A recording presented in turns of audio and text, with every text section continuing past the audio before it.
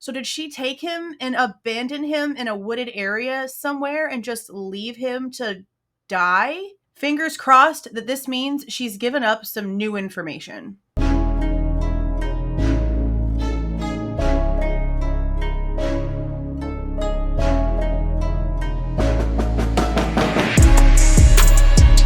Hey guys, this is Jules with True Crime Reactions. Disclaimer, everything stated in this video is my opinion and my opinion only. And just like everything else in these cases we discuss here on this channel, everything is alleged. Noel Rodriguez. For those of you that have been around for a while, you know that that case is very important to the channel. Noel was a 6-year-old little boy who went missing from a very small, technically a village outside of Fort Worth by the name of Everman, Texas. The story basically goes that he had been missing since around October. That's the last time that anyone had seen him alive, was October 2022-ish. But no one actually reported him missing. No police were involved whatsoever until March of 2023. And as soon as the police started snooping around, trying to figure out where Noel actually was, Cindy and her guy and their 6 other kids got on a plane to India right after he stole $10,000 from his boss in order for them to actually flee the country. Now, Kash Patel of the FBI came out and personally announced her arrest a couple of weeks ago, and that was the first time in a super long time we'd had any sort of actual update in the case. Now, I had an idea that something was brewing because there was a recent press conference that was had about a few weeks before her arrest was announced, and it was sort of out of the blue. So I'm guessing I was right in my assumption that something was going on, and maybe they just wanted to put the information and put the story back out into the public because Cindy, Noel's mother, was on the top 10 FBI's most wanted list whenever she was arrested. Yeah, she was top priority. Now, over the last few days, there's been articles coming out about additional charges being added to what she's already being charged with. Capital murder. And these charges, the way that they're worded, really does make me believe that she had to have given some sort of additional information, or they maybe had something else and they were just waiting until they captured her to be able to concrete the information. Now, the way that we know the story to go, there was a very expensive concrete slab that was poured on the property where the family lived. And according to the contractor, there was a very specific spot that she wanted laid thicker than the rest of the concrete slab. And it's extremely important because even though they did not actually find Noel's body underneath the concrete slab whenever they broke it apart and dug everything up, a cadaver dog did hit on that spot and onto a rug in a dumpster not far from the home that just so happens to have been on the space where the concrete slab was actually poured prior to the concrete slab. So this was a rug that was on the dirt area itself. Nothing about Noel was found underneath that dirt. Now, these new charges doesn't really sound as if she would have done something to take his life and then went to go and hide his body.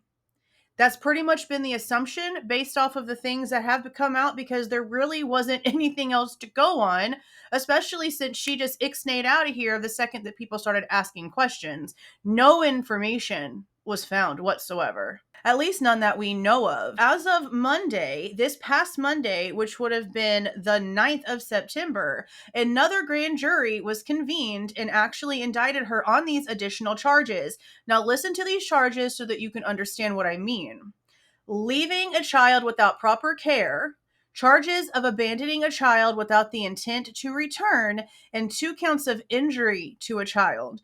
Now, whenever you read abandoning a child without the intent to return and leaving a child without proper care, it almost sounds as if she left him somewhere with no intent to return. And when it comes to it being abandoning and being without proper care, that would make one believe that there was no adults taking care of him, that he was being left somewhere where no one could watch over him. So did she take him and abandon him in a wooded area somewhere and just leave him to die? What does this actually mean? Because this is so different, or at least to me, it gives a very different tone to the situation here. I'm really curious as to what's going to happen. Now, according to the inmate search for Tarrant County, she is booked in on a $10 million bond. There's also a hold for her on the U.S. Marshals so that just in case, on the rare chance she's actually able to post this 10 milli, okay, she ain't going anywhere because the U.S. Marshals are going to come for her the second that it even happens. But let's just be so serious. It's just not going to frickin' happen. Now, the news reports are claiming that she has a court date coming up on September the 14th, but according to the docket, it's on September the 18th, which would be this coming Thursday. So far, I haven't been able to see if they live stream any of the court hearings. I'm also looking for the court documents, hoping that we get a little bit of glimpse of something. I just want some answers.